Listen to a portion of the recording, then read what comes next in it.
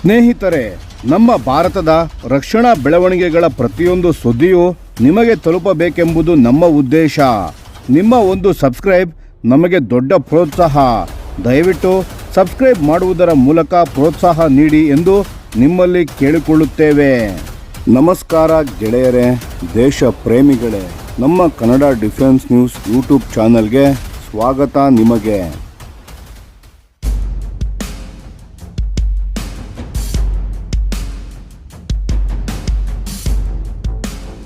ಭಾರತ ಮಯನ್ಮಾರ್ ನೌಕಾ ಸಹಕಾರ.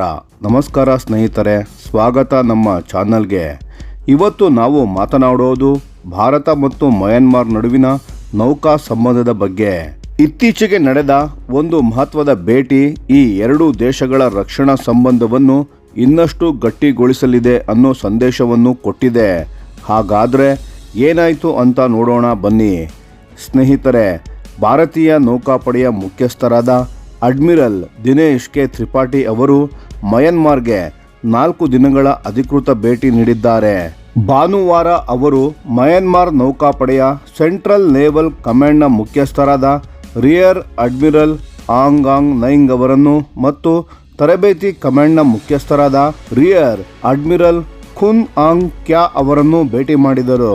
ಈ ಭೇಟಿಯಲ್ಲಿ ಏನು ಚರ್ಚೆ ಆಯಿತು ಅಂತ ನೋಡಿದ್ರೆ, ಎರಡು ನೌಕಾಪಡೆಗಳ ನಡುವಿನ ಸಹಕಾರವನ್ನು ಬಲಪಡಿಸೋದು, ಈಗಾಗಲೇ ಇರೋ ರಕ್ಷಣಾ ಸಂಬಂಧವನ್ನು ಇನ್ನಷ್ಟು ವೃದ್ಧಿ ಮಾಡೋದು, ಕಾರ್ಯಾಚರಣೆಯ ಮಟ್ಟದಲ್ಲಿ ತೊಡಗಿಸಿಕೊಳ್ಳೋದನ್ನು ಹೆಚ್ಚಿಸೋದು, ಇವೆಲ್ಲವೂ ಚರ್ಚೆಯ ಮೇಜಿನ ಮೇಲೆ ಬಂದವು. ಜೊತೆಗೆ ತರಬೇತಿ ವಿನಿಮಯ ಕಾರ್ಯಕ್ರಮಗಳು ಮತ್ತು ಭವಿಷ್ಯದ ಸಹಕಾರದ ಸಾಧ್ಯತೆಗಳ ಬಗ್ಗೆಯೂ ಆಳವಾಗಿ ಮಾತನಾಡಿದರು. ಅಡ್ಮಿರಲ್ ತ್ರಿಪಾಠಿ ಅವರನ್ನು ಯಾಂಗೂನ್ನಲ್ಲಿರೋ ಸೆಂಟ್ರಲ್ ನೇವಲ್ ಕಮಾಂಡ್ನ ಮುಖ್ಯ ಕಾರ್ಯಾಲಯದಲ್ಲಿ ಸೇನಾ ಮರ್ಯಾದೆಯ ಗಾರ್ಡ್ ಆಫ್ ಹಾನರ್ನೊಂದಿಗೆ ಸ್ವಾಗತಿಸಲಾಯಿತು. ಇದು ತುಂಬಾ ಮಹತ್ವದ ಸನ್ನಿವೇಶ. ಯಾಕಂದ್ರೆ ಇಂತಹ ಗೌರವ ಕೇವಲ ಉನ್ನತ ಮಟ್ಟದ ರಾಜತಾಂತ್ರಿಕ ಭೇಟಿಗಳಲ್ಲಿ ಮಾತ್ರ ಸಿಗೋದು. ಭಾರತೀಯ ನೌಕಾಪಡೆಯ ವಕ್ತಾರರು ಎಕ್ಸ್ ಪ್ಲಾಟ್ಫಾರ್ಮ್ನಲ್ಲಿ ಹೇಳಿದ ಪ್ರಕಾರ, ಎರಡೂ ನೌಕಾಪಡೆಗಳ ನಡುವೆ ಪರಸ್ಪರ ಕಾರ್ಯಕ್ಷಮತೆ ಹೆಚ್ಚಿಸೋದು, ತರಬೇತಿ ವಿನಿಮಯ ಕಾರ್ಯಕ್ರಮಗಳು, ಸಮುದ್ರ ಭದ್ರತೆ ಮತ್ತು ಸ್ಥಿರ ಹಾಗೂ ಸುರಕ್ಷಿತ ಸಮುದ್ರ ಪರಿಸರ ನಿರ್ಮಿಸೋ ಗುರಿಗಳ ಬಗ್ಗೆ ಸಮಗ್ರ ಚರ್ಚೆ ನಡೆಯಿತು. ಇನ್ನು ಈ ಭೇಟಿಯ ಅತ್ಯಂತ ಮಹತ್ವದ ಭಾಗ ಅಂದ್ರೆ, ಅಡ್ಮಿರಲ್ ತ್ರಿಪಾಠಿ ಅವರು ಮಯನ್ಮಾರ್ನ ನೇವಲ್ ಟ್ರೈನಿಂಗ್ ಕಮಾಂಡ್ಗೆ ಸಹ ಭೇಟಿ ನೀಡಿದರು. ಅಲ್ಲಿ ಅವರು ಭಾರತ ಸರ್ಕಾರದ ಸಹಾಯದಿಂದ ನಿರ್ಮಿಸಿದ ಹಲವು ಯೋಜನೆಗಳನ್ನು ಅಧಿಕೃತವಾಗಿ ಹಸ್ತಾಂತರ ಮಾಡಿದರು.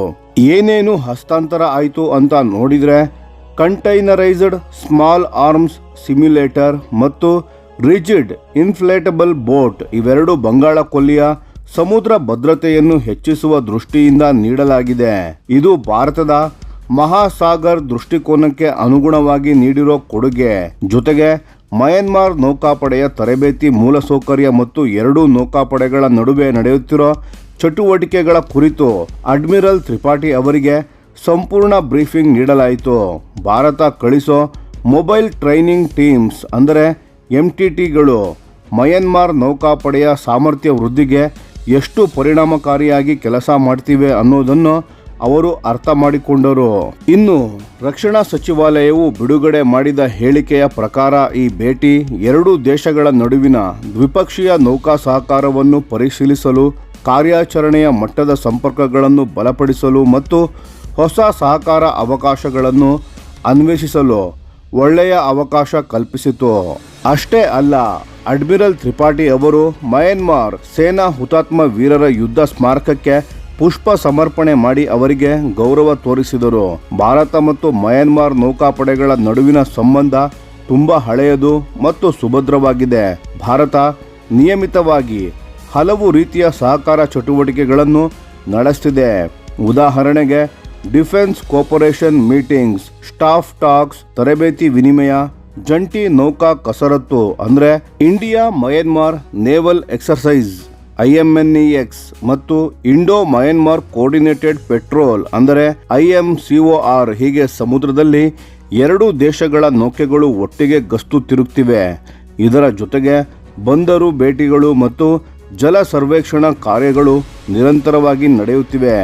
ಮಯನ್ಮಾರ್ ಕೂಡ ಭಾರತದ ನೌಕಾಪಡೆ ಆಯೋಜಿಸಿದ ಎಲ್ಲಾ ಪ್ರಮುಖ ಕಾರ್ಯಕ್ರಮಗಳಲ್ಲಿ ಭಾಗವಹಿಸಿದೆ. Indian ocean naval symposium, Milan international fleet review, Goa maritime conclave, IOS Sagar ಮತ್ತು ಅಡ್ಮಿರಲ್ಸ್ ಕಪ್ ಇವೆಲ್ಲದರಲ್ಲೂ ಮಯನ್ಮಾರ್ ಭಾಗಿಯಾಗಿದೆ.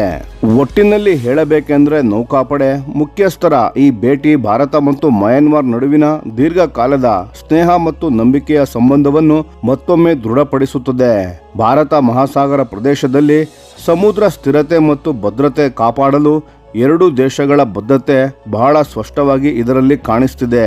ಇದು ಕೇವಲ ಒಂದು ಭೇಟಿ ಅಲ್ಲ, ಇದು ಭಾರತದ ಆಕ್ಟ್ ಈಸ್ಟ್ ನೀತಿಯ ನಿಜವಾದ ಪ್ರತಿಫಲನ.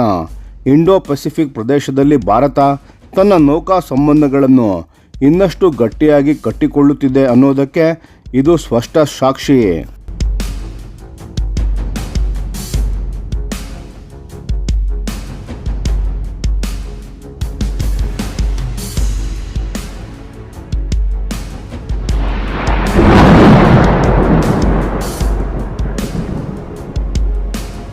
ಈ ವಿಡಿಯೋ ನಿಮಗೆ ಇಷ್ಟವಾಗಿದ್ದರೆ ಲೈಕ್ ಮಾಡಿ ಮತ್ತು ನಮ್ಮ ಚಾನೆಲನ್ನು ಸಬ್ಸ್ಕ್ರೈಬ್ ಮಾಡಿ ಹಾಗೂ ಬೆಲ್ ಐಕಾನ್ ಒತ್ತಿ.